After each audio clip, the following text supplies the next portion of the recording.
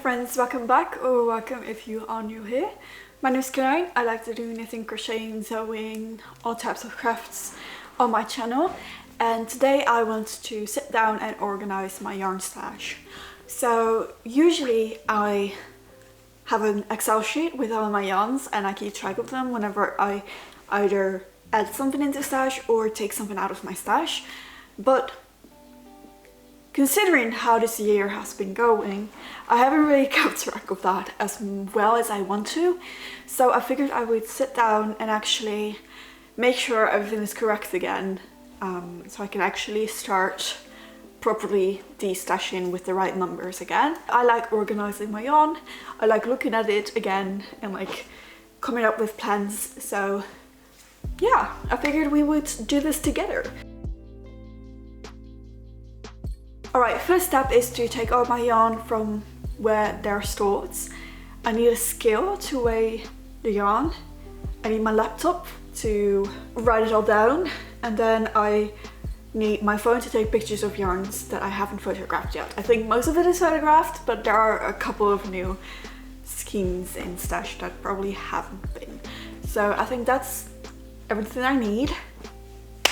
Let's get started.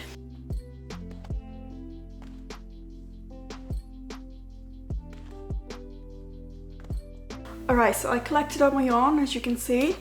I got my laptop ready, I've got my scale ready. So let's get weighing. I think most of it is already in there, so already logged. It just might need to correct some of its weights because I might have used some of it, or maybe I need to add weight. I don't think so, but maybe we will discover it together. As I said, most of the yarn is already logged on the Excel sheet. I just need to make sure that the weight that is logged is also the correct weight.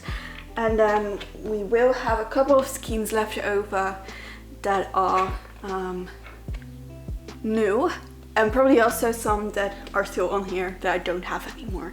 So yeah, first basket, my wools and one-offs. So I do also have my bamboo yarn in here because I don't have any other bamboo, but most of it is wool.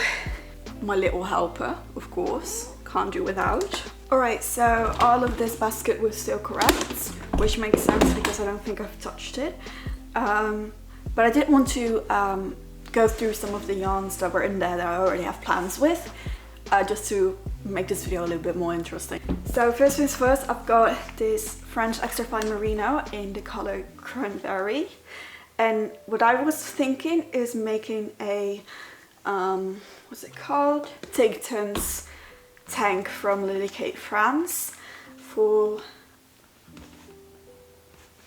this one I've been thinking of making the 9 PM tank by Tiffany Ty. It's a 100% merino. I think I have enough meterage to make it work. It will probably still be cropped, but I do think according to this pattern, according to what it says on Ravelry, it should be enough.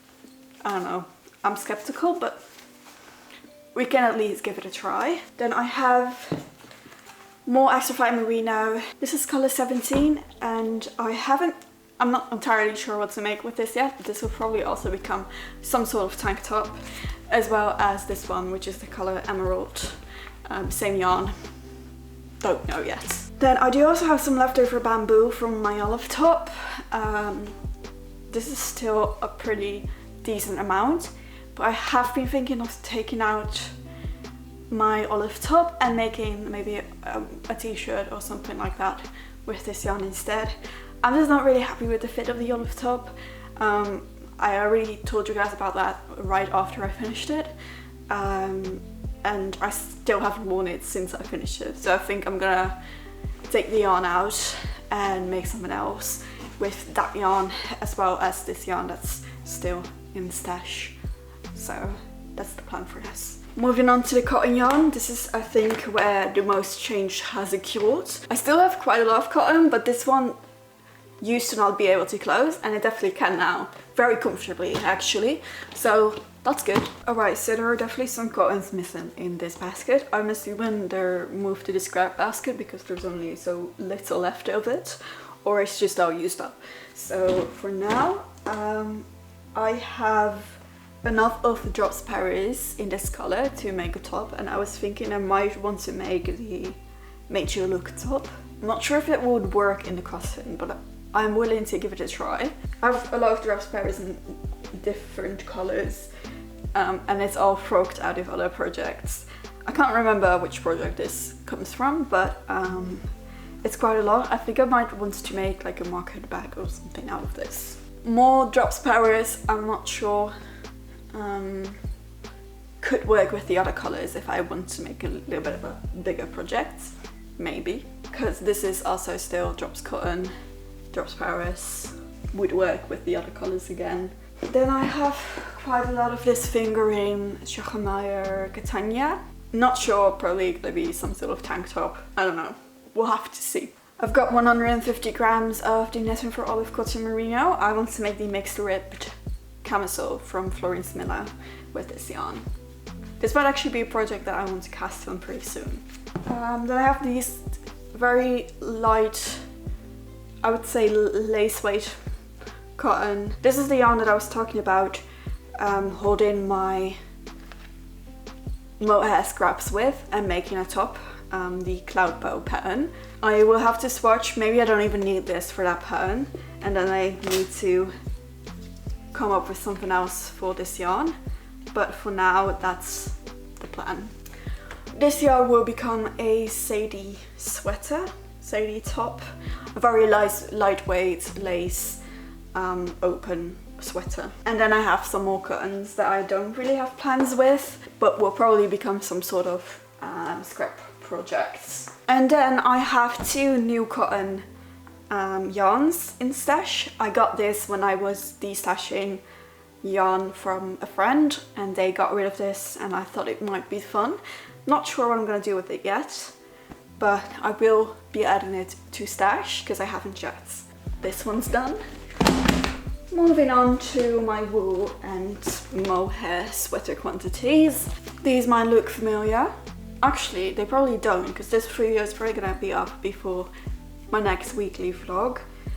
This will become a sweater number 26. I got my hand spun.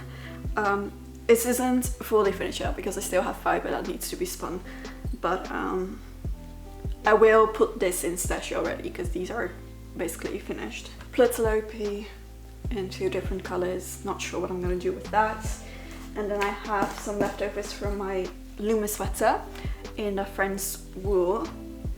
I think with these two I want to make some Alma mittens, and then I don't know what I'm gonna do with this. Probably a scrap project. Alright, that basket is finished. Next one, not this one, that one I will leave for later. This is my scrap basket. Here is probably most of the change as well, so let's see.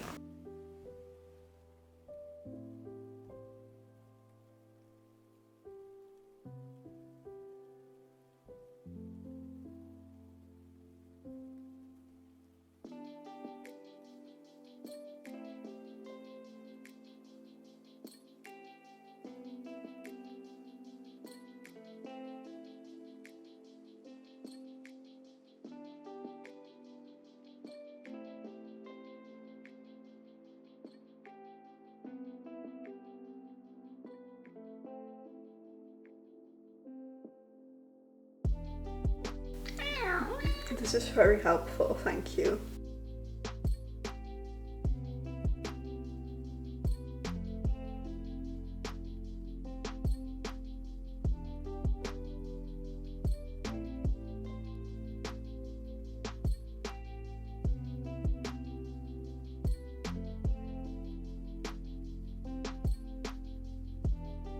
I've done all of my scraps.